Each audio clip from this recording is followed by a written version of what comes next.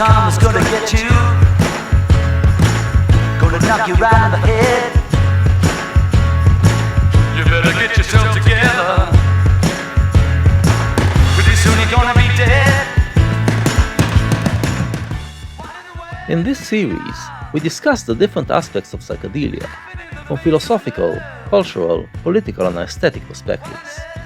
Now, let's take a broader historical perspective and weave it into the history of the second half of the 20th century. The 50 years between 1955 and 2005 are what I call the rock and roll period, a period in which the main vessel of the Western spirit was pop music. Let's talk about where it took that spirit, and what part did psychedelia play in it. How in the world you gonna see laughing at fools like me? Who on earth do you think you are? A superstar? Well, right you are. Where we all shine on, like the moon and the stars and the sun. Where we all shine on. Everyone, come on.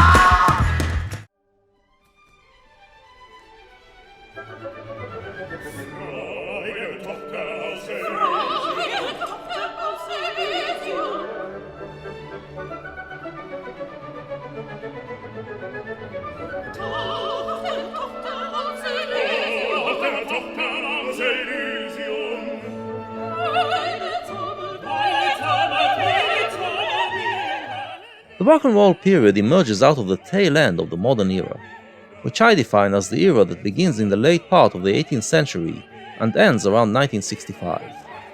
The grand narrative of this era is the belief in human progress, in the idea that man is working to perfect himself and achieve a utopian society in the future. When the United States became the leader of the Western world, it saw itself as the leader of this project as well, and the 1950s were all about creating the perfect society. When rock and roll music exploded onto the scene in 1955, most people regarded it as no more than a juvenile thing, a bit of fun for kids before they grow up. But some realized that the ecstatic power of the music is actually a threat to the entire modern order. Rock and roll was born from the fusion of black and white music, and for the culture guardians, it meant a reversal of human progress and a return to the jungle. They saw the ecstasy as no more than the result of gratifying the basest urges. But the rock and rolling kids felt that the music contains more than that. For one thing, it transcended racial boundaries and felt like another step in the march of progress. But even more than that, it was a transcendent experience that took you to paradise. And this, for them, put the whole idea of progress into question. Why should we work towards a better future when we can achieve such joyful and powerful experiences in the present?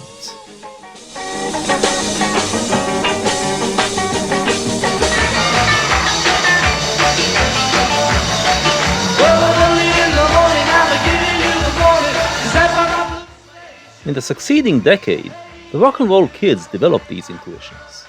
The British invasion bands purified the music to leave nothing but the ecstatic experience.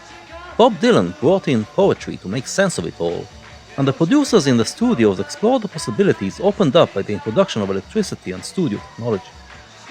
The focus, still, was on finding heaven in the here and now, presenting the new musical experience that will take us there. When Ken Kesey and the Merry Pranksters introduced the acid test, it was just a new heavenly experience. But it also brought change. The psychedelic experience was achieved by grooving to a long musical jam, and could not be contained in 3-minute records. It was one of the key reasons for the switch from records to albums.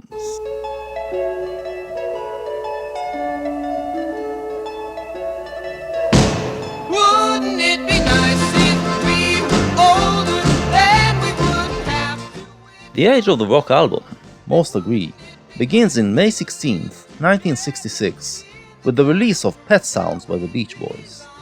For the first time, a rock and roll album felt not like a collection of separate tracks, but like an experience. In June, within the span of 1 week, came the first 2 rock double albums, Bob Dylan's Blonde on Blonde and Frank Zappa and the Mothers' Freak Out, with the latter already presenting a buffet of psychedelic sounds. In August, the Beatles countered with Revolver, cementing the connection between psychedelia and album-oriented rock. By the next year, everyone was thinking in terms of albums, and 1967 is the greatest year for rock albums, some of which are shown here.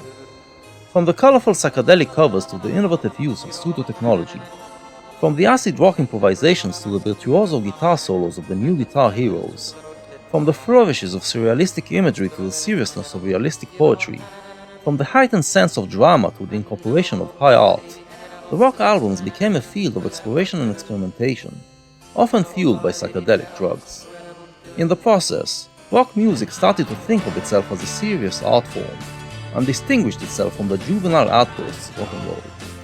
For the next decade, rock albums became manifestos and journeys, driving and dramatizing the young generation's struggle to create a new world based on the insights of psychedelia, and the ecstatic power of sex, drugs, and rock and roll.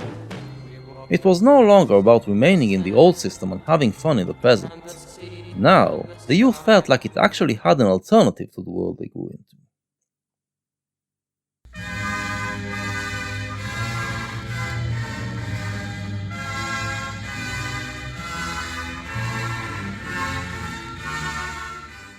Unfortunately, some youngsters remained stuck in the past, still bound by modernist ideas. So they took this revolutionary spirit in a Marxist direction, advocating for a violent revolution that will overthrow the capitalist system. On May 16, 1966, the same day that the Beach Boys released Pet Sounds, Chairman Mao of China launched the Cultural Revolution, aimed at turning China into a perfect communist state. Two cultural revolutions, the one launched by the Beach Boys and the one launched by Mao, were vying for the hearts and minds of the youth, and for a moment, in the late 60s, it seemed like Mao was going to win. Many youngsters in the Western academies were enamored by his revolution, and dreamt of importing it to the West. The result was violence and chaos, some of which we discussed in this series.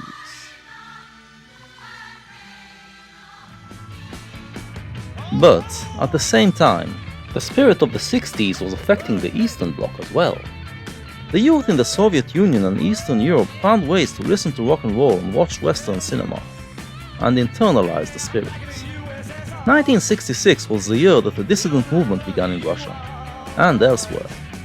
By 1971, the revolutionaries in the West accepted their failure, and it didn't take long before the catastrophic failure and horrific results of Mao's revolution became known. Meanwhile, in the Eastern Bloc, the spirit of 60s rock and roll kept bubbling under the surface.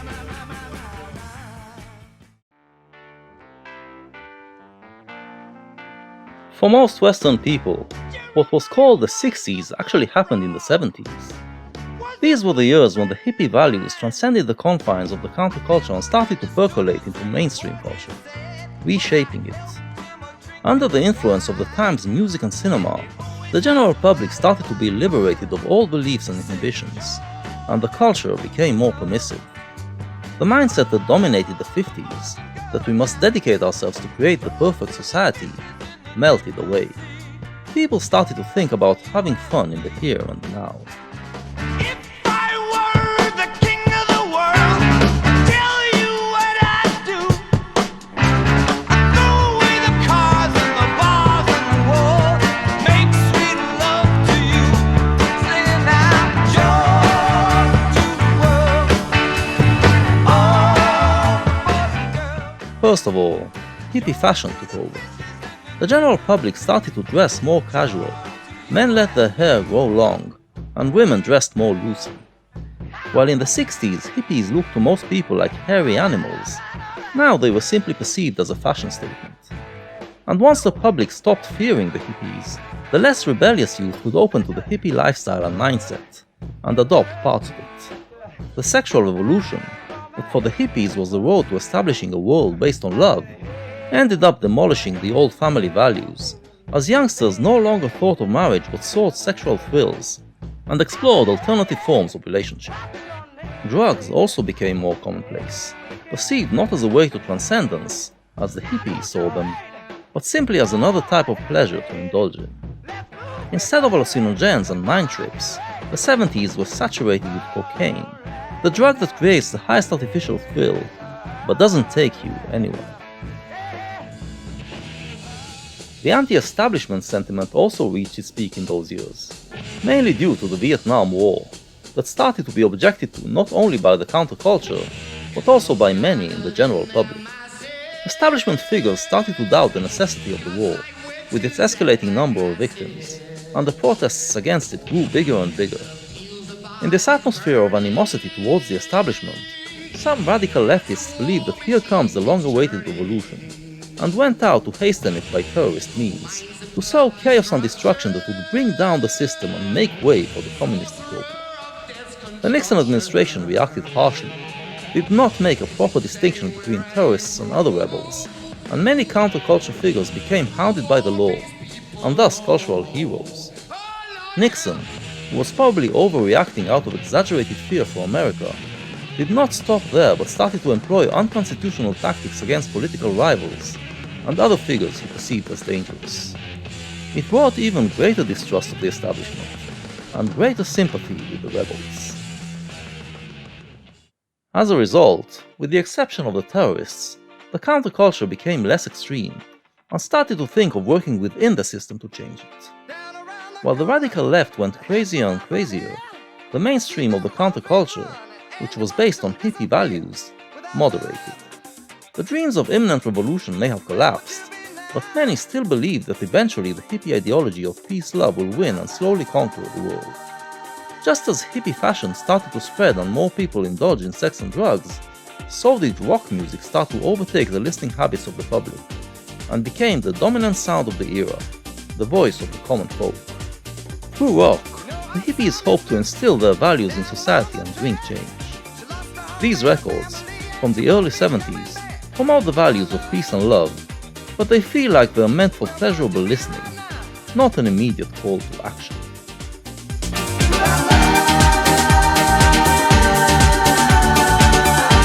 Oh, peace train sounding loud, ride on the peace train. Come on, peace train. It's peace train, holy road. Everyone jump upon the peace train. Come on, peace train. And there's a road in the peace train line, and the eagle flies with the gun. And if you can be with the one you love, and if not the one you will, well, the one you will. Oh, that fool says, let us live in peace.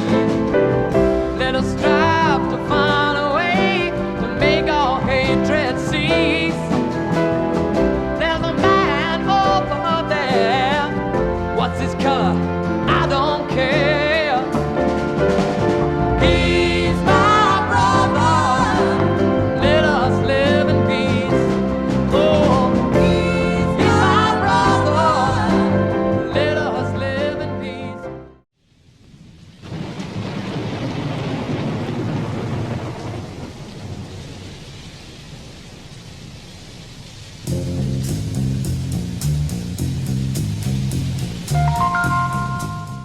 An early and influential example for this change of spirit in rock can be found in the music of the Doors. In 1967, as we recall, Jim Morrison was looking to break to the other side, searching for that one act that would release him from this world and take him over the threshold that leads to another state of consciousness. In the end, he performs an Oedipal ritual of killing his father and sleeping with his mother, in an attempt to break away from regular human psychology. 3 years later, Morrison already had a different view of life, and was describing it as a long and perilous journey. In Riders on the Storm, the killer from the end returns, again trying to attack the family. But this time, Morrison tells us to beware of him, and if we feel him waking within us, we should take a holiday lest we harm our loved ones. There's a killer on the road. His brain is squirming like a toad. Take a long holiday. Let your children play. If you give this man a ride, sweet memories will die. This constitutes a recognition that there is no single act that can take us to the other side, but life is all there is and we should live it to the fullest and experience it all the way through. Morrison did not live long after that, but the message resonated.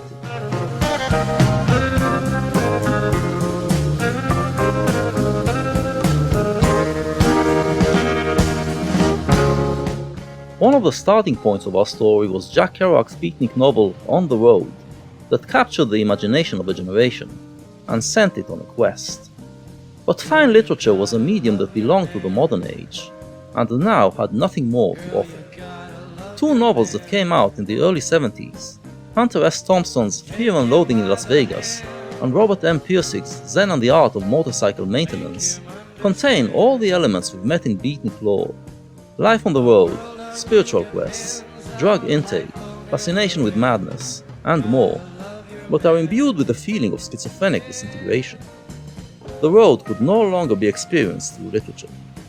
Pop music was now the medium that energized and documented the journey. Not a journey towards immediate salvation, but through life. Now a style with heritage and tradition, rock could rely on all the styles that gave birth to it, and fuse them together to establish itself as the leading sound of the second half of the century. From the blues, it took the ability to deal with the shattering of 60s dreams and turn them into sweet sadness that gives you the power to continue. From folk, it took the patience and belief that a better world will eventually prevail. From country, it took the connection to the land and to traditional American values, enabling it to slowly weave its values into the values of the mainstream. From prog, it took the connection to high art and traditional European values, and integrated them as well. Metal preserved the power, the physicality, the provocativeness, and the eruptive sensation of early rock and roll, and the singer-songwriters documented what was happening in the souls of the generation, giving them the feeling that they were not alone. And there were many bands that welded all of that together to create what today we call classic rock.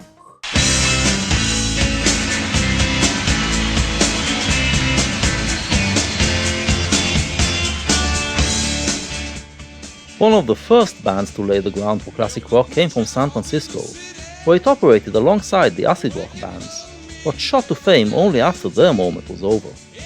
Creedence Clearwater Revival had its breakthrough at the end of 1967, and in the next 3 years bombarded the charts with massive hits that are still considered all-time classics. Their music wasn't about rebelling and focusing on the present moment, but about a constant struggle against the world and awareness of their place within history and tradition. The music showcased the power of rock, its ability to move, to drive forward and to lift upwards. While rock and roll felt like bursting out of your body, and the lyrics were often about breaking out of your condition and creating yourself anew, the rock experience takes it down a peg into a more sustained drive, and the lyrics are about living your entire life on a level of intensity that is higher than normal.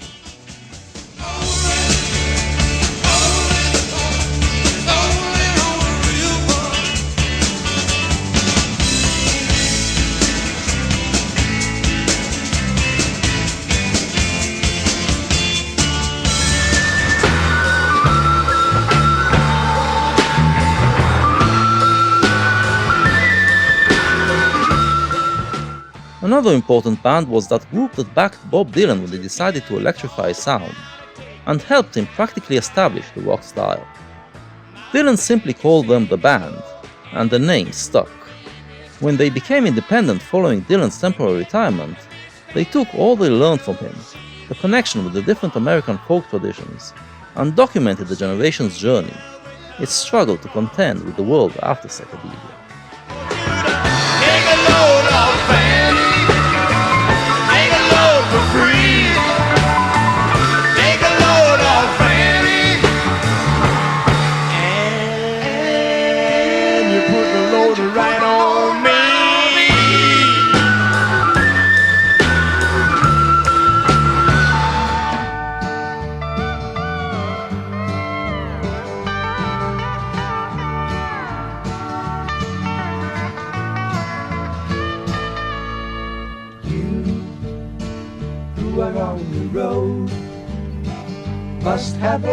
We already mentioned Crosby, Stills, Nash & Young, the hippie supergroup comprised of other famous bands alumni.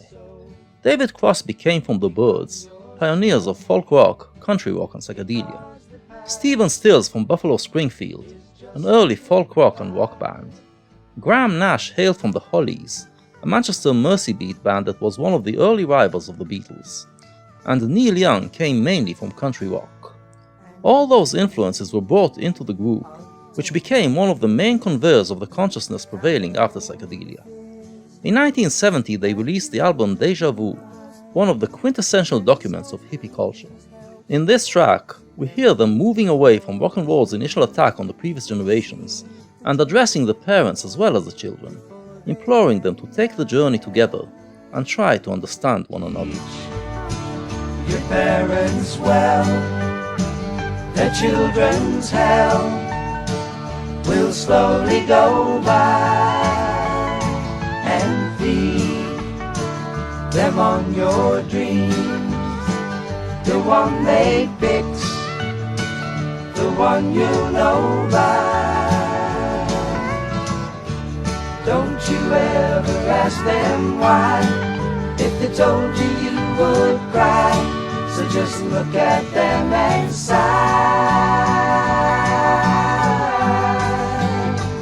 and know they love you.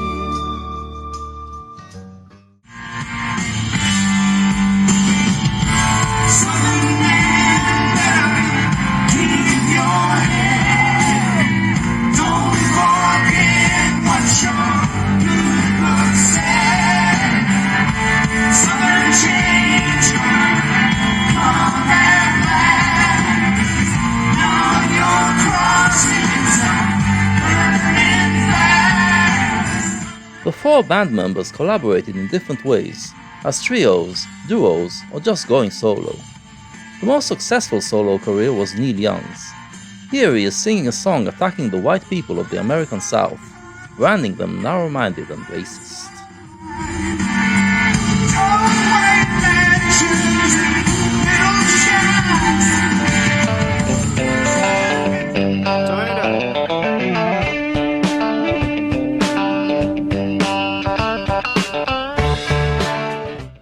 This did not go unanswered. One of the rock subgenres to emerge in those years was Southern rock, with bands that had a generally liberal approach but were also proud of their origins. Yes, the South is more conservative and prejudiced than the North, but it is also more rooted and deep. It was the South that gave birth to blues, jazz, gospel, rock and roll, and soul, the styles that, among many other good things, were also the best weapons in the fight against racism. Lynyrd Skynyrd, one of the leading bands of Southern rock, answered Young in a record that expressed their pride. Well, I heard Mr. Young sing about her. Well, I heard old Neil put her down. Well, I hope Neil Young will remember.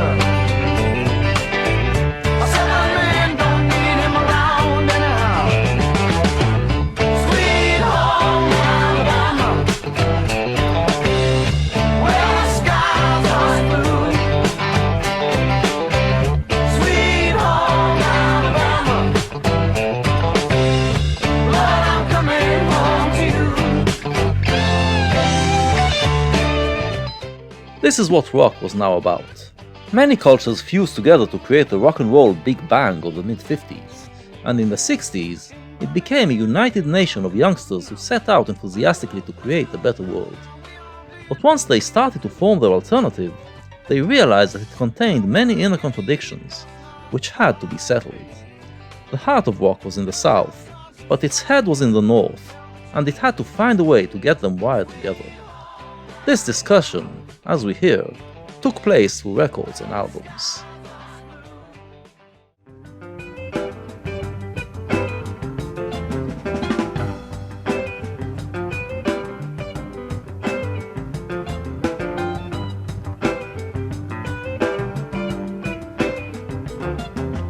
Look for a while at the China cat sunflower crown, walking shingle in the midnight sun. One rock style took almost no part in the debate, and it is the style that started it all, acid rock. When LSD made way for cocaine, the endless instrumental jams of 66-67 were no longer popular, and the acid rock groups disbanded or turned in other directions. The only ones left standing were the Grateful Dead, although they too became more accessible, found a way to serve their style in more conventional rock molds, and became a classic rock band. Lead guitarist Jerry Garcia came from folk, bassist Phil Lesh from avant-garde classical music, keyboardist Ron McKernan from the blues, while guitarist Bob Weir and drummer Bill Kreutzmann were rock and roll kids. And this mesh created the initial psychedelic kaleidoscope in 1965, but now also enabled them to expand and root their sound in more traditional styles. Their albums were now comprised of shorter tracks, which dealt with the same themes other rock bands dealt with. In their performances, they played many styles, but often treated them as launchpads for acid rock improvisations, thus keeping it alive. The Grateful Dead concerts became a place where hippies could get stoned and take mind trips together, and relive the spirit of '66. They also made an effort to maintain something of the mischievous spirit of the Merry Pranksters, as in the European tour of 1972, in which they performed in clown costumes.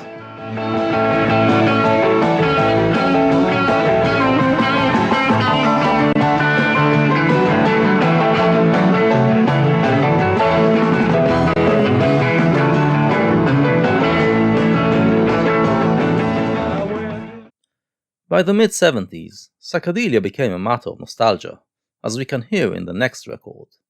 John Lennon, at the end of 1973, felt lost and desperate. He broke up with Yoko, and for a year and a half lived a wild bachelor life in Los Angeles, getting drunk every night, in what he later called "my lost weekend." But it also helped him figure out what was important in life, and started a process of healing, a process that was also reflected in his music, that turned away from the Marxism he was trapped into something more humanistic.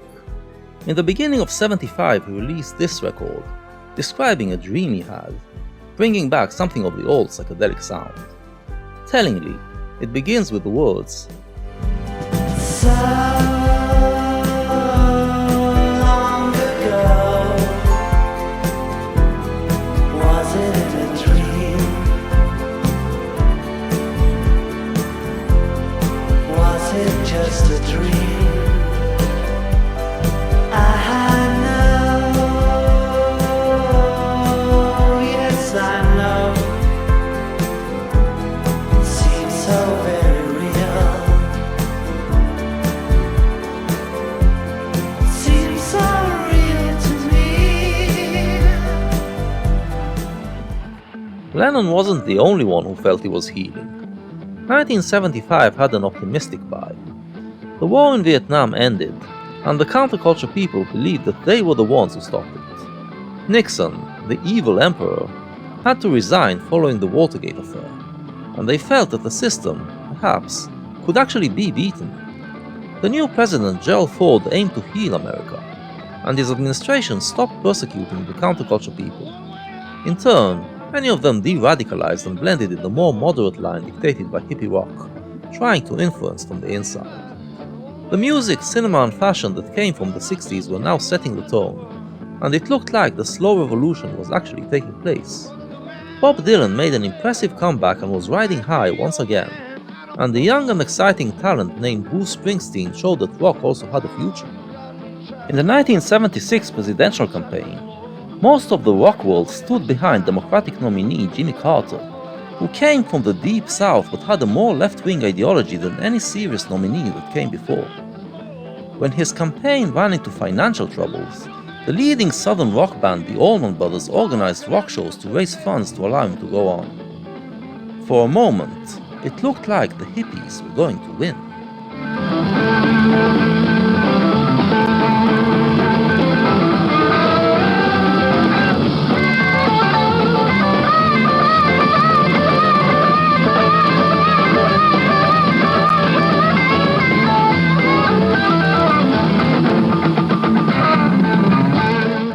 Carter did indeed win the election, but in the 2 months between his victory and swearing in, came a record that filled the air with an eerie feeling and signaled that things weren't as rosy as they appeared. The Eagles were one of the leading bands of what was known as the California Sound, country rock that went through the urbanizing filter of Los Angeles and became more polished, smooth and indulgent. In their record Hotel California, The hero is drawn to a mysterious hotel in the middle of the desert, and when he checks in, he falls under the spell of the lascivious pleasures he finds inside. It isn't hard to see the hotel as an allegory to the hippie culture that arose in California, a culture that demanded live for today and broke all boundaries. But the initial hippie quest was of mind trips and spiritual transcendence, while all we find in Hotel California is carnal pleasures. At some point, he asks for wine, and is told, So I called up the captain, please bring me my wine. He said, we haven't had that spirit here since 1969. And still those This of course has double meaning. Spirit means an alcoholic beverage, but it also seems to signify the hippie spirit, which was lost around 1969, leaving nothing but an empty shell of meaningless indulgence. The hero realizes that he is in hell and wishes to escape, but he finds that you can check out any time you like, but you can never leave. Hippie freedom turned out to be imaginary freedom, and you are actually enslaved to sex and drugs. The California dream, which the mamas and the papas sang about a decade before, has turned into a nightmare. I was running for the door. I had to find the passage back to the place I was before. Relax, said the nightman. We are programmed to receive. You can check out anytime you like, but you can never leave. While the hippies were still telling themselves that they made the world better, reality was crumbling around them. By the 70s, many people started to realize that the modern belief that we are marching towards a perfect society had lost its ground. The post-war economic boom ended, the Arab oil embargo brought on a major energy crisis, and unemployment became a problem again. The waves of immigration to the West, and the fears they generated, brought the return of racism on the far right, while the far left turned to international terrorism. In the big cities, the welfare state failed to get the slums out of poverty, and they became ghettos ruled by gangs. The youth now perceived the hippies as aging hedonistic hypocrites who brag about changing the world for the better, but actually did nothing. By the mid-70s, the peace and love rhetoric became part of everyday speak, and people were wishing peace and love on each other even if they didn't mean it in their heart. For the youth, this rhetoric became ludicrous and irksome.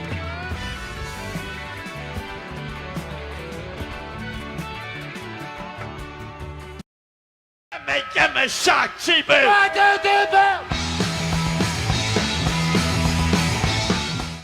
The rebellion started in New York, where a few bands congregated around the flag of going against hippie rock and returning to the garage rock of the early 60s, combined with the urban nihilism of the Velvet Underground and the Stooges.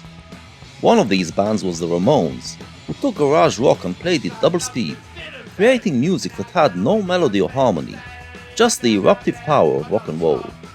But while 50s rock and roll felt like bursting out of your body, here the speed made the outbursts more aggressive, as if you are lashing at the world.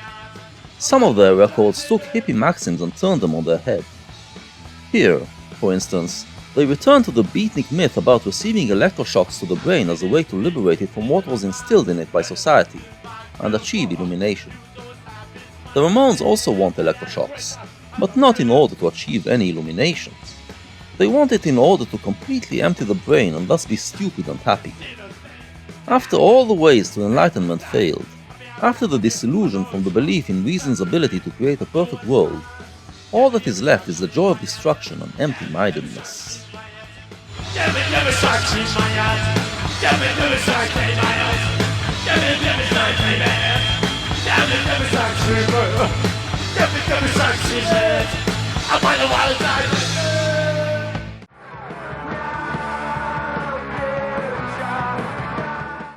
This New York style soon reached Britain, and there, with a few adjustments, became the basis of a new style and a new subculture. The punk revolution of 1977 was a tectonic shift in the rock world, as hundreds of new bands arose and declared the old generation of bands dinosaurs that deserved to go extinct. Punk declared that there is no future, no reason to talk about fixing the world, and instead turned rock and roll ecstasy into the essence of existence. It revived rock and ensured a couple of years of fun, but its nihilism could not be sustained for long. Luckily, there were also rock artists who dove into the crisis and found a way out.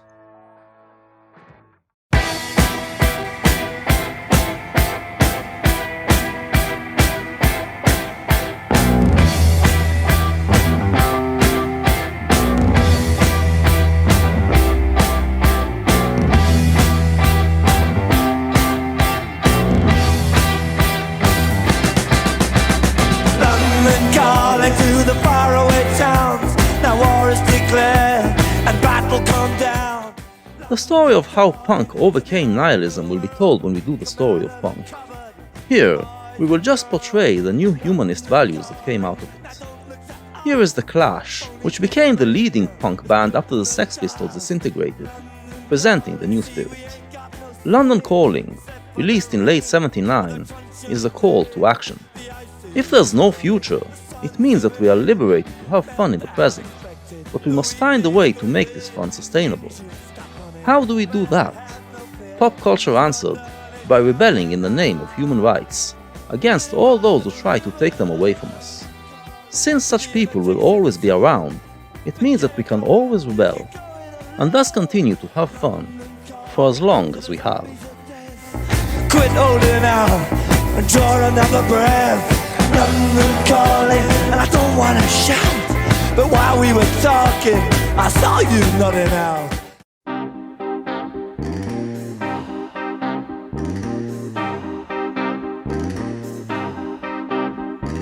When I was young, it seemed that life was so wonderful, a miracle.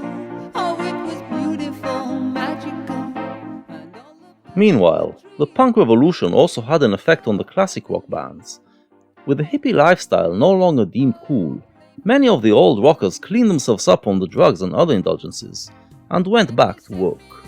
And with long pieces now becoming unpopular, they could go back to employing their talent to write 3-minute songs.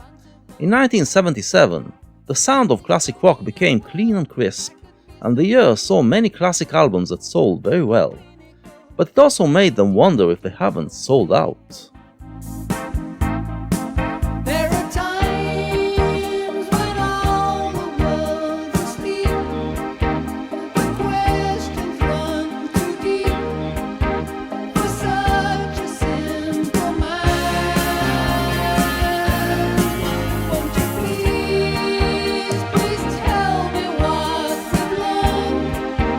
I know it sounds absurd, but please tell me who I am.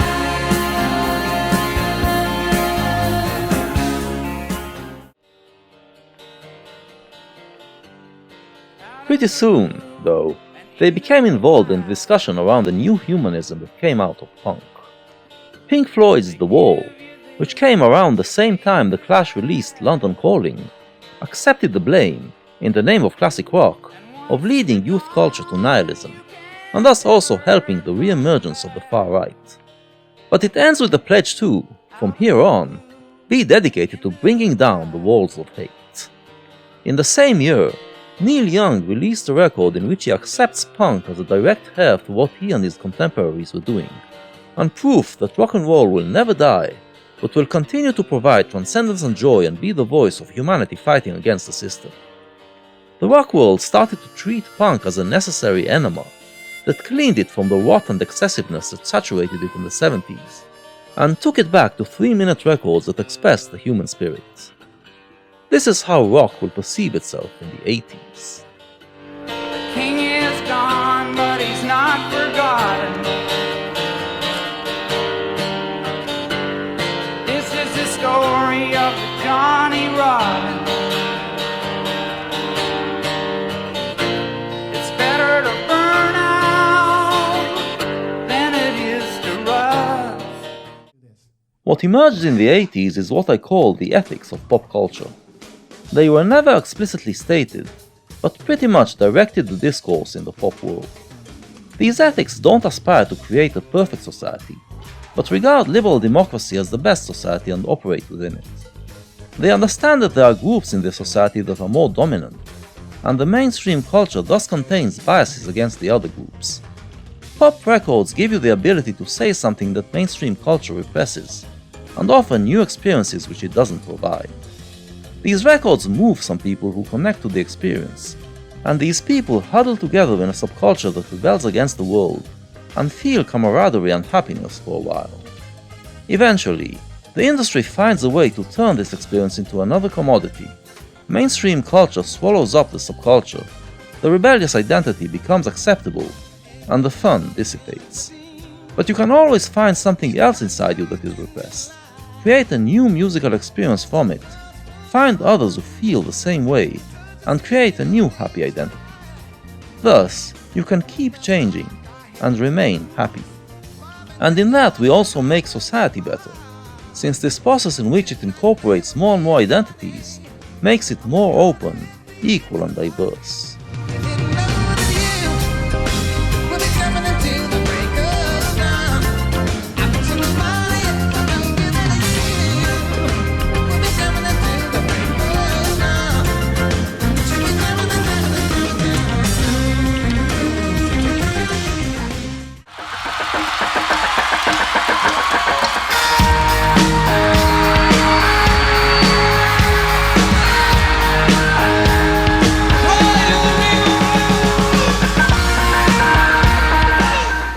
This requires a few principles. First, you must remember that every identity is temporary, goes through a process of rise and fall, and you must be ready to ditch it when it is no longer happy. Secondly, you must regard all humans as your brethren, as one day you might be part of the same subculture. Third, you must fight to keep society as open and pluralistic as possible, so it would allow all the identities you would want to adopt in the future.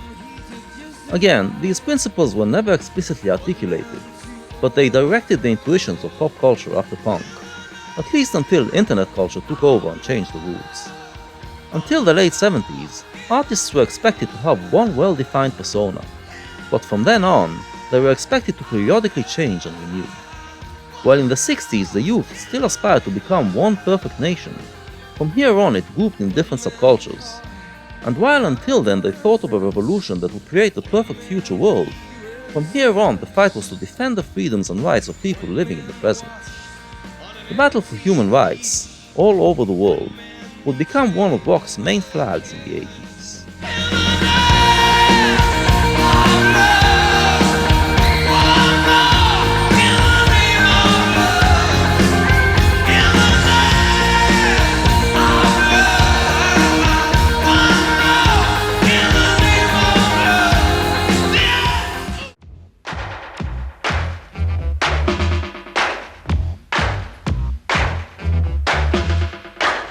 Interrupting all programs.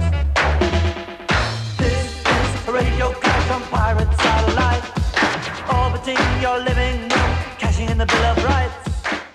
This shift cut the ground from under the feet of the radical left. No one believed that violent revolution would bring utopia, and leftist terrorism waned and perished.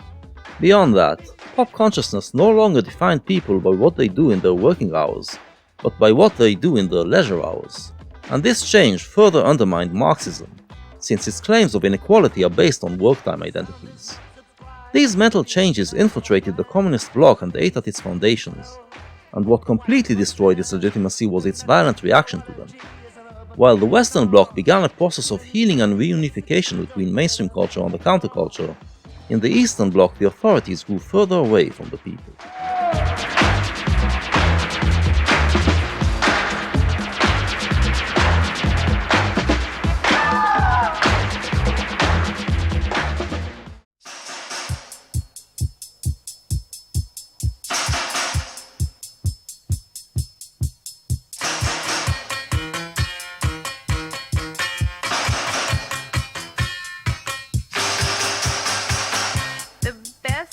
In life for free, but you can give them to the birds and bees. I want money. This fall of Marxism was understood in the West as the affirmation of capitalism.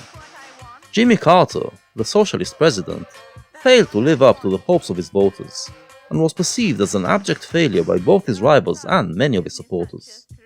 The 1980 elections were won by Ronald Reagan, the old enemy of the hippies from his days as the governor of California, and he shifted America strongly to the right. A similar thing happened in Britain, where the Prime Minister was now the conservative Margaret Thatcher, who went against the welfare state principles that prevailed since the war. The capitalist worldview took over.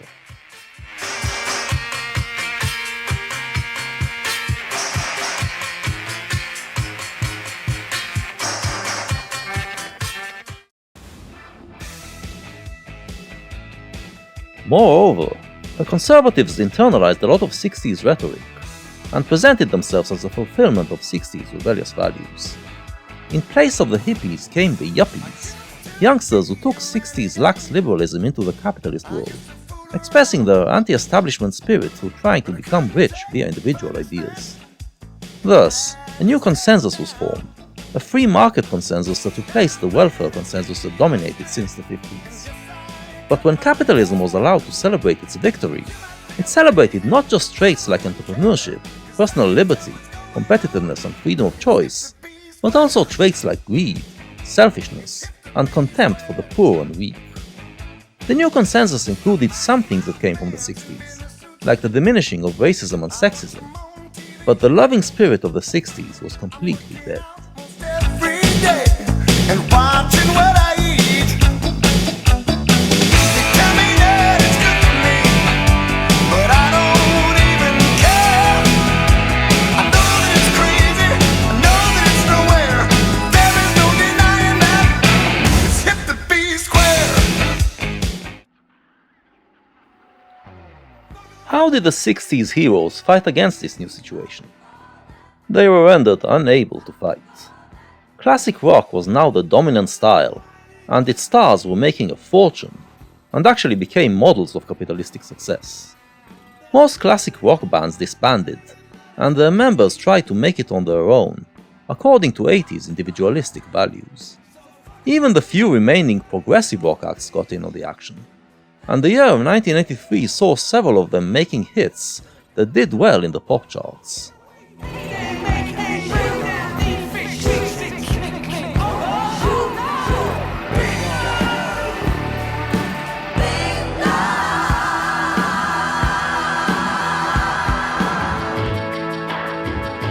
Can't you see me? Mama, mama, mama, mama, please. Can't you feel my heart? Or can't you feel my heart?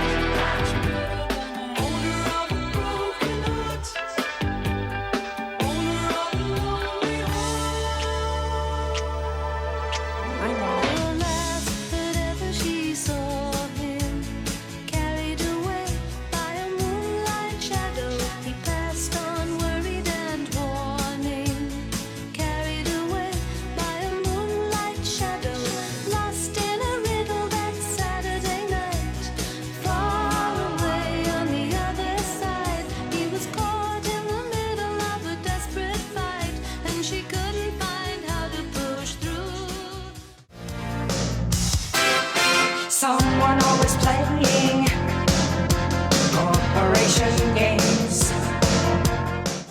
In 1985, the band Starship, which was basically a rebranded Jefferson Airplane, released a record chastising the music industry for moving away from original rock and roll values. But the record is a formulaic, catchy pop tune, and became a chart-topping hit. It's a perfect example of a band paying lip service to its old values, while simultaneously selling out. Don't you remember we built this city? We built this city on rock and roll.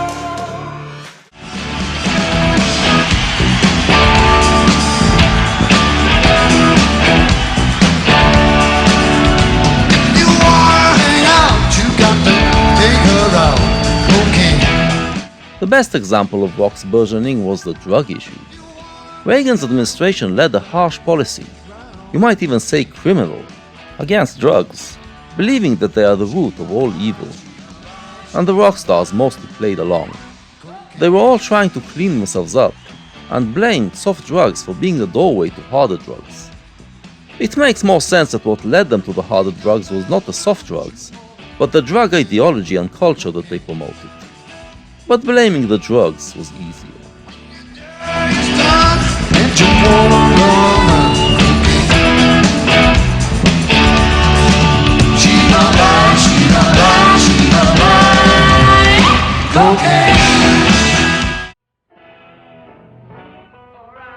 That's what happened to drugs and rock and roll. What happened to the sex, the third part of the counterculture trinity?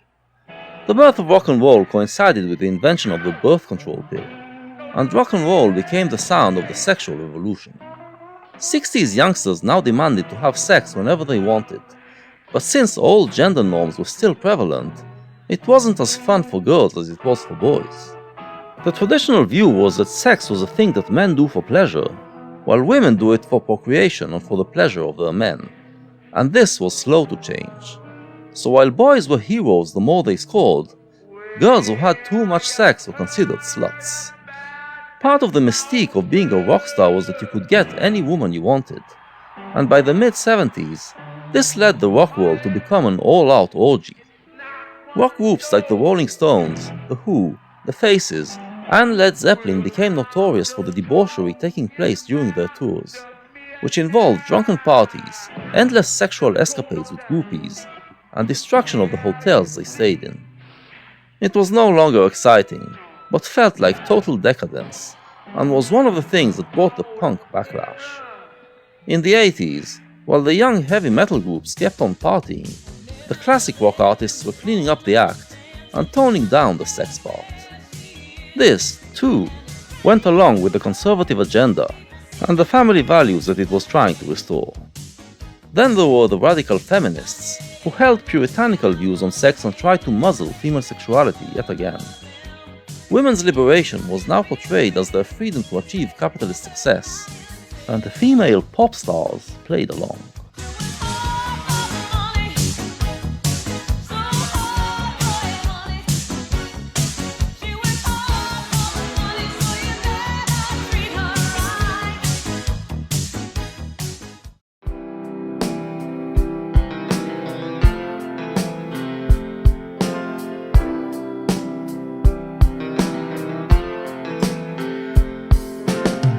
People say I'm crazy, doing what I'm doing. If all of that wasn't enough, the decade began in a tragedy that shook the rock world to the core. Less than a month after Reagan's election, it lost its head. John Lennon, after reuniting with Yoko in 1975, took a long break from the music world to dedicate himself to his family, and in 1980 he returned with songs that celebrated life as a bourgeois family man. At last, he sounded happy, but this was unacceptable to one of his fans, who regarded it as a sellout and a betrayal, and shot him dead. This was the last act of 60s violence, of the generation that wanted to kill all the bourgeoisie. Lennon's assassination put fear in the heart of other rock stars, who isolated themselves from the public, further solidifying their image as a detached elite. When I tell them that I'm doing fine, watch your shadows on the wall. Don't you miss the big time, boy, you're no longer on the ball.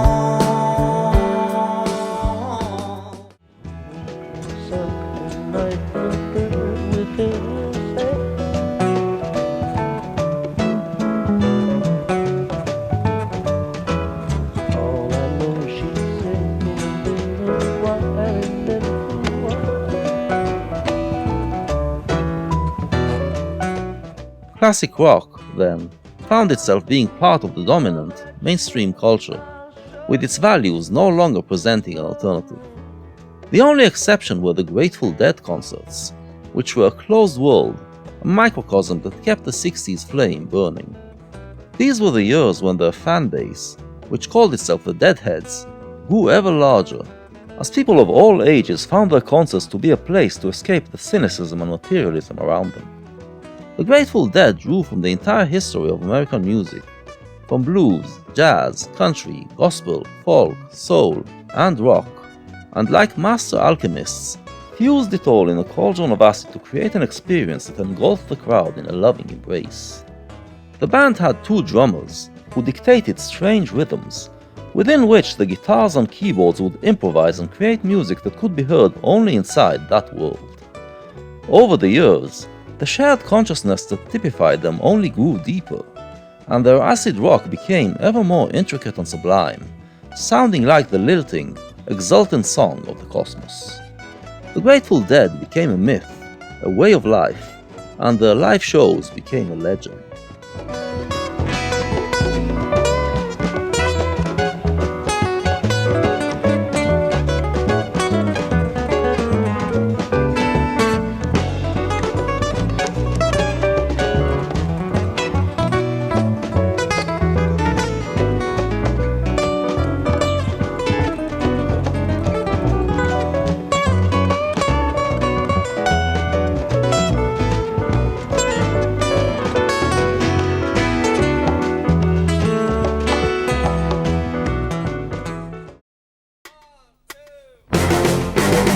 Back then, long time ago, when grass was green, woke up in a daze.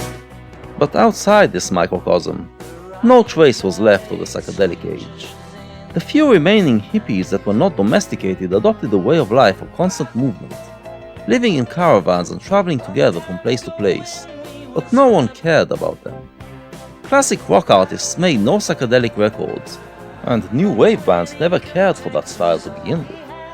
When George Harrison looked back at the 60s in his 1988 record, it was obviously just nostalgia, and the psychedelic sound was just for aesthetics. Casualties at dawn,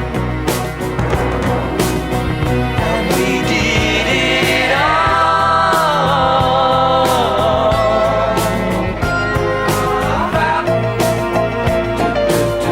Long time ago when we was fab. But at that same year, the change was already in the air. The new wave bands, that is, the bands that came in the wake of punk, did try to offer alternatives during the 80s. The city that gave rise to the most interesting new wave bands was Manchester, and one reason for it was that its music preserved the compassion. In the northern industrial city, the negative sides of Thatcher's capitalism were acutely felt, and its musicians reacted accordingly. From the depressive dirges of Joy Division in the late 70s to the melancholy anthems of the Smiths in the mid-80s, Manchester gave solace to all those who felt their humanity being trampled by 80s greed and cynicism. And here also began a re-evaluation of the relationship between man and machine, and between acoustic, electric and electronic instruments, until, eventually, a new fusion occurred. Panic on the streets of London, panic on the streets of Birmingham. I wonder to myself, could life ever be sane again? The lead side streets that you slip down. The Smiths represented the prevailing sentiment in the rock world, which regarded disco and electronic dance music as an expression of mechanization and loss of humanity. Their records relied less on rhythm and technology, and more on feelings and passions, those elements that were regarded by rock fans as the human side. In the record Panic, released in 1986, they send a message of hate towards the dance world, which they regarded as music that says nothing, does not drive listeners to get up and change their situation, but only makes them forget themselves and become slaves to repetitive beats.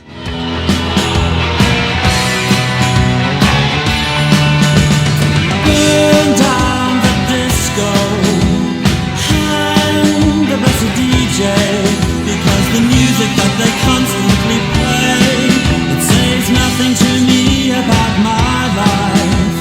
Hang the blessed DJ, because the music they constantly play.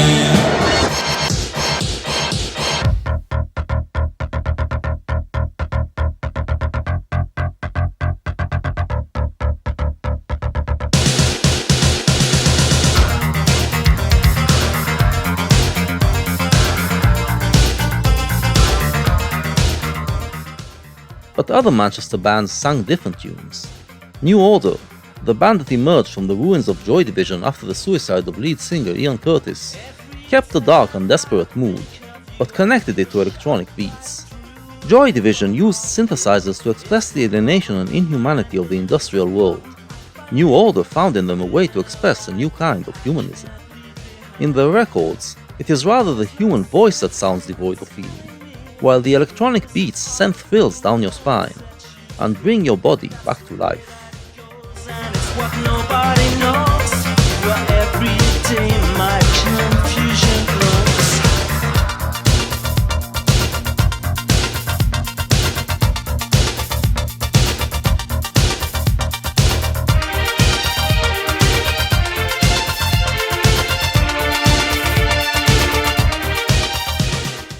New Order used some of their earnings to co-found the Hacienda Club, and there, between the years 86 and 89, came the revolution that turned Manchester on to acid house.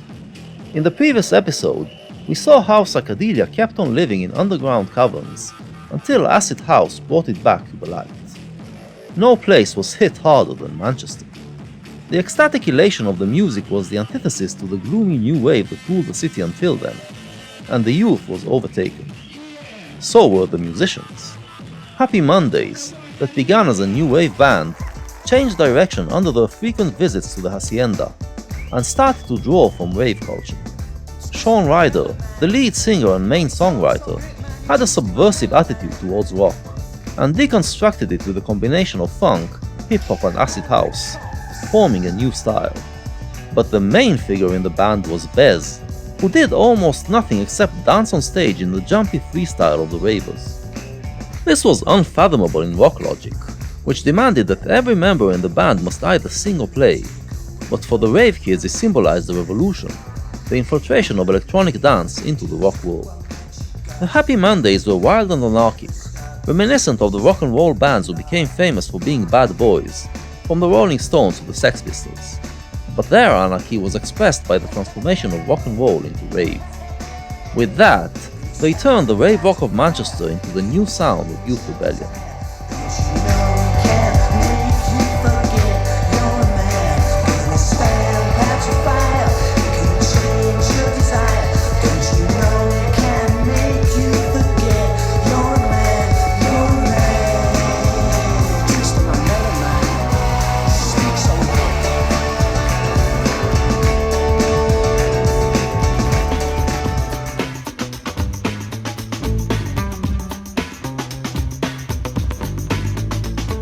But the chaos intrinsic to Happy Mondays meant that they were not serious enough about their profession, and did not make a lot of records to represent the new style.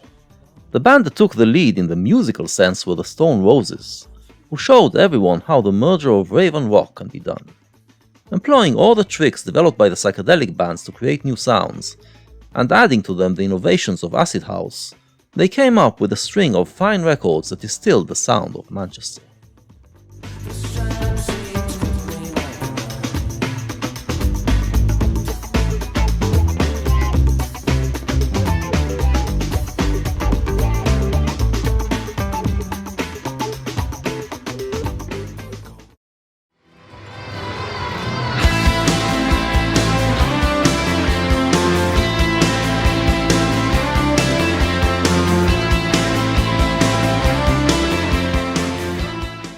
Into this style, that started to be called Manchester, flowed all the values of rave culture: love, positivity, sensuality, colorfulness, etc. Those who knew the history of rock realized that this constituted a return to the 60s. Soon, the effect could be felt outside of Manchester. In 1987, a London band called House of Love put out this single, but it went nowhere. By 1990, the wind changed. 60s anthems were just what the public wanted, and the record became a hit 3 years after its initial release.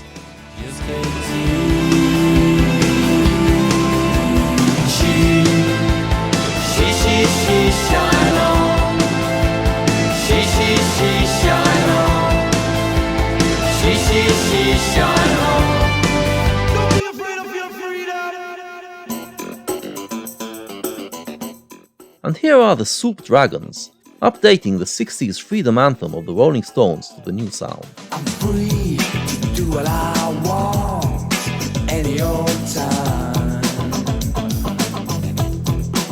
I said I'm free to do what I want any old time. I say love me, hold me, love me, hold me, 'cause I'm free. High time for me to stand, shake up the views, the common man, left train. And here are Tears for Fears, who rose to fame in the mid-80s as a new wave band that sang songs of pain and rage, welcoming the new decade with a record that combined rave rock with the Beatles, and updated hippie cliches to the present. One of these days they're gonna call it the blues, yeah, yeah. So anything is possible when you see the seeds of love. Sowing the seeds, anything is possible. Sowing the seeds of love. Sowing the seeds. I know how to live it up. I know how to live it up.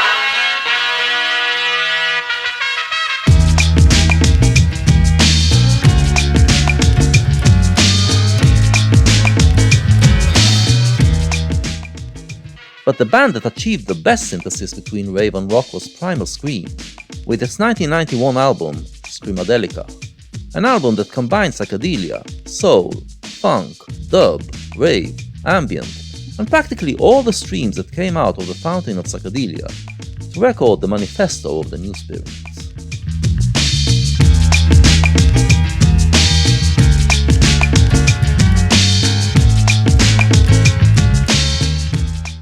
The loving spirit that emanated from Manchester seemed, for a moment, to engulf the entire world. Even the skinheads, who terrorized the British society in the 80s and threatened to destroy football culture with their hooliganism, were influenced. When they came to dance in the clubs and discovered the wonders of the ecstasy drug, they started to prefer it over alcohol, and their violence level decreased dramatically. It was one of the things that enabled the authorities to get football hooliganism under control. Even when the rave period ended and the skinheads returned to the fields, they found the authorities more prepared. Finally, the violence was defeated, and the British Football Association could form the Premier League, and once again turn football, which takes such an important place in British culture, into a family experience. And back in 1990, still in the rave period, New Order were commissioned with writing the song of England's World Cup team, and cheekily got all the football stars to sing E for England, a hidden commercial to the ecstasy drug.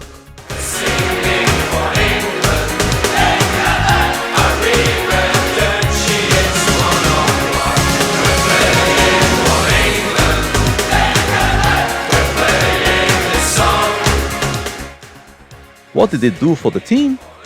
Well, they made it all the way to the semi-finals, their best showing since winning the cup in 1966, which was, of course, the year of psychedelia.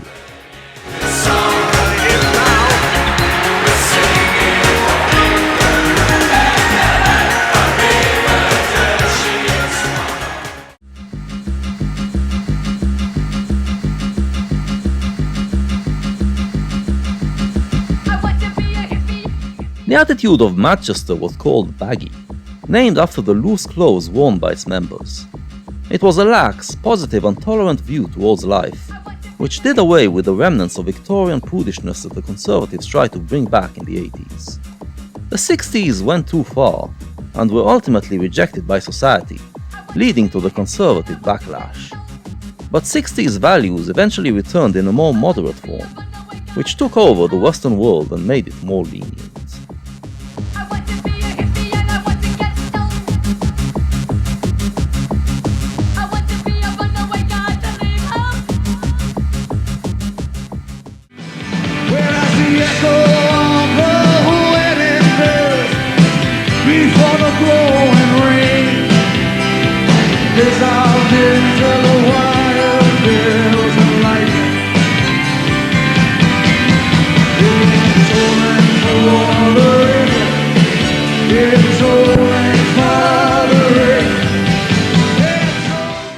And this is when we found out that they also changed the Eastern Bloc. All this time, the youth in the communist countries were secretly consuming the records that came from the West and idolized the rock stars. The authorities failed to prevent the music from infiltrating the Iron Curtain and bring their youth a message of freedom, a truly authentic expression of the working class. It slowly worked its magic, and in 1989, the authorities could no longer hold back the masses, and the communist governments fell like dominoes. In Czechoslovakia, it happened almost without violence, in what was called the Velvet Revolution, a name inspired by the Velvet Underground. The new president Václav Havel was one of the heroes of the 60s Prague Spring, part of the peace-love generation, and after taking office, he made Frank Zappa the cultural ambassador of Czechoslovakia in the West. In other places, the connections to rock music were not up above, but there, too, the 60s spirit played a crucial role. Eventually, the communist government of the Soviet Union collapsed as well, and the Cold War ended. Stolen for the searching ones in this speechless seeking trail. For the lonesome-hearted lovers with two personality, and for each unharmful gentle soul misplaced inside a jail, we gazed upon the times of freedom flashing. One record of this time exhibited the euphoric feeling of these years. To a rave rock sound, Jesus Jones sang a song that alludes to some earlier rock records that manifested the struggles of the past, and announces that it is all over, and rock won. It expresses the excitement of watching the world waking up from history. That is, ending its development, and reaching the end goal that we dreamed of, a world in which democracy has won, and liberty and equality for all are just a matter of time. Jesus Jones said what many felt: "There is no other time or place I would rather be in than here and now." This is the quintessence of happiness. I was alive and I waited. I was alive and I waited for this. Right here, right now. There is no other place I wanna be. Right here, right now. Watching the world wake up from history.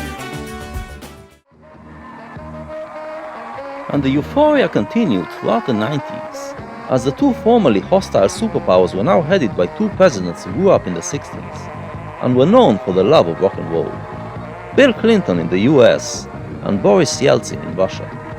Their presidency lived up to expectations. On the one hand, it was steeped with scandals of sex and drugs. On the other hand, it was two leaders who left behind a story of capitalism versus socialism, and managed an economy that combined both. In those years, many democratic revolutions occurred in South America, Africa, and elsewhere. The apartheid regime in South Africa was abolished. Peace processes started in Ireland and the Middle East, and Europe began a unification process. Many people, especially in the academy, believe that history has indeed come to a conclusion.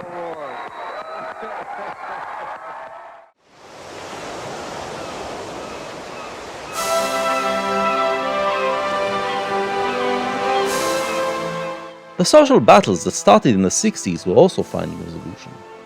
With rock opening up to accept disco and its offshoots, it opened up to gay culture as well, and gays could finally be accepted in their divergence.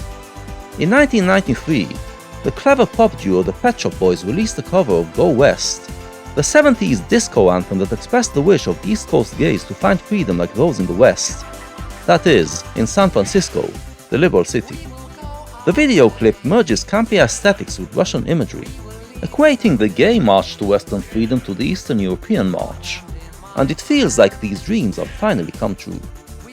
And lest there was any doubt where this freedom came from, the revolutionary clip is wrapped in psychedelic aesthetics, achieved with cutting-edge CGI. We will start life new. This is what we'll do. Life is peaceful there. In the open air.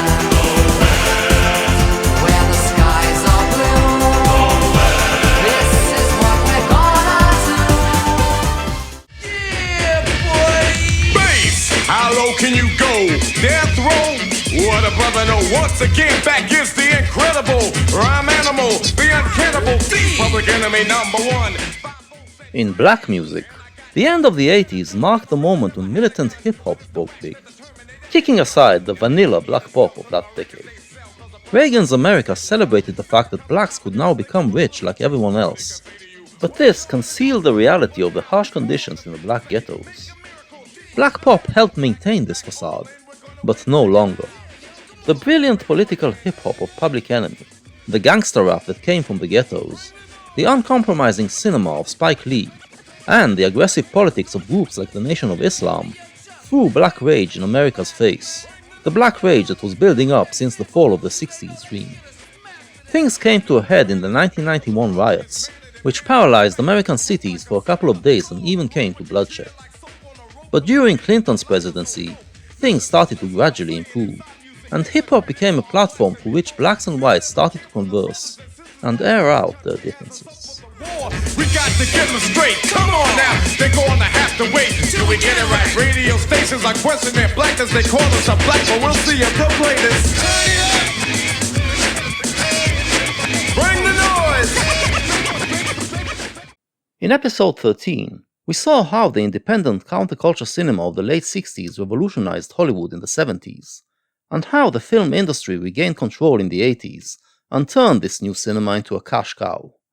The movies were slick and professional, an assembly line of hits made according to tried and tested formulas. By the end of the decade, the mood changed, and independent, original films started to sprout again, telling small stories taking place away from the capitalist extravaganza. This new cinema brought in a different kind of actors. While the young male stars that emerged in the 80s were an expression of dominant and victorious American masculinity, the stars of the end of the decade were actors like River Phoenix and Johnny Depp, who displayed a strange and vulnerable masculinity. But more significant were the actresses. While 80s actresses displayed strong individualistic femininity that fights its way in the capitalist world and competes with men as equals, at the end of the decade came young actresses whose parents were part of the hippie culture and had a different perception of femininity. Uma Thurman, whose mother was Timothy Leary's wife in the 60s, and whose father was the first Westerner to become a Buddhist monk. Winona Ryder, whose godfather was Leary, and who was named after the wife of family friend Aldous Huxley. And Bridget Fonda, daughter of Peter Fonda, the star of hippie cinema, led a new generation of actresses, who presented an alternative to yuppie women. This generation no longer felt that they need to fight for freedom, but to utilize their freedom to explore possibilities, and so they didn't have to always be strong. Quirky, vulnerable, they represented new types of cinematic women. Furthermore, they were the completion of the sexual revolution, as they naturally regarded sex and sexuality as something done for their own fun, not for the sake of men. From the early 90s onwards, young women would be the driving force of pop culture, in music, television, and cinema. Let's say goodbye, or let's say brother.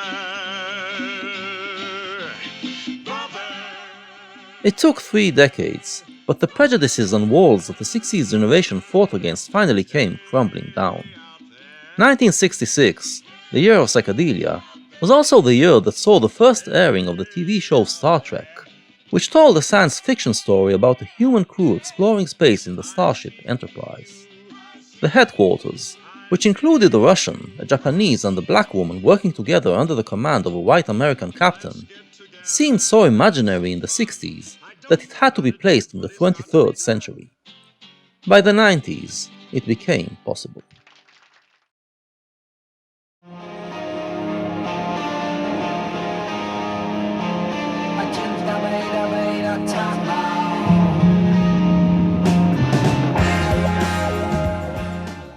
The price was that music lost its meaning. As long as a pop style is the voice of a repressed group, it provides an ecstatic feeling of liberation, and in it they find their voice and their dreams. The moment that group gains freedom, and its divergence is incorporated by the mainstream, the music loses that transcendent dimension, and becomes just pleasant sound. This is what happened to rock in the 90s, after it defeated all the repressions that brought rise to its different styles. The rock style that ruled the mid-90s was Britpop, which was highly witty and self-aware, produced a lot of good, fun music, but lacked the thrill that rock once brought. Britpop was rock that was over all its inner struggles, rock that respected all its rich heritage and treated it as a cornucopia of sounds it can use, including, as we hear, psychedelia. But that meant that it ironed out all the differences they once had, which gave them an edge. It also had the same respect for funk, reggae, disco, hip-hop, and all the styles it formerly despised. Naturally, it was also enlightened, with bands that were ethnically and gender mixed, and held liberal, humanist and pluralist views.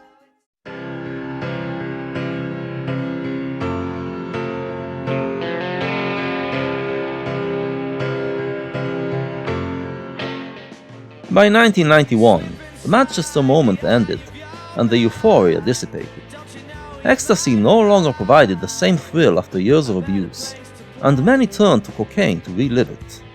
Cocaine may have given them similar feelings of elation, but it didn't have the empathic and mellowing effect of MDMA, so selfishness and violence returned. Criminal gangs took over the club scene, including the Hacienda, and further darkened the atmosphere. The next few years were quite depressing, but by the mid-90s, Manchester recuperated and started to find its groove again. The city, once known for its dreariness, became a cultural center, with the best clubs, the best bands, and the best football team. No wonder that the leading Britpop act of the time was the Mancunian band Oasis, which drew its main inspiration from the psychedelic period of the Beatles.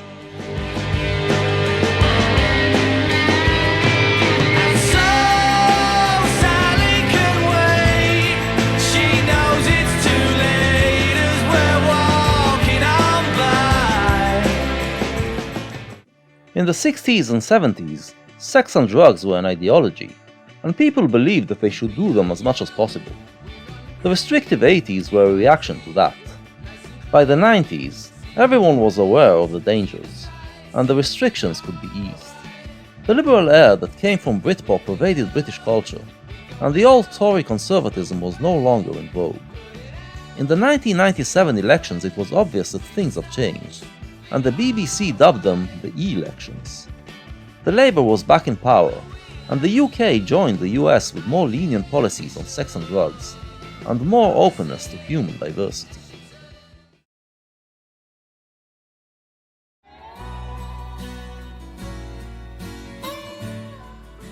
In the end, then, Ken Kesey and John Lennon were proven right, when they told the youth of the 60s to forget about politics and just free their mind and spread happiness and love. This approach was mocked by the radical left, who claimed that this way would never bring change. Looking back, we can see that the way of the radical left brought only destruction, hate and misery, and did nothing to make our world better. In contrast, the seeds of peace and love that were sown by the psychedelic 60s slowly grew, until they blossomed in the 90s.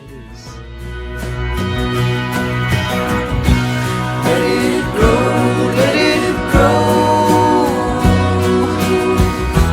Let it blossom, let it flow. In the sun, the rain, the snow. Love is lovely.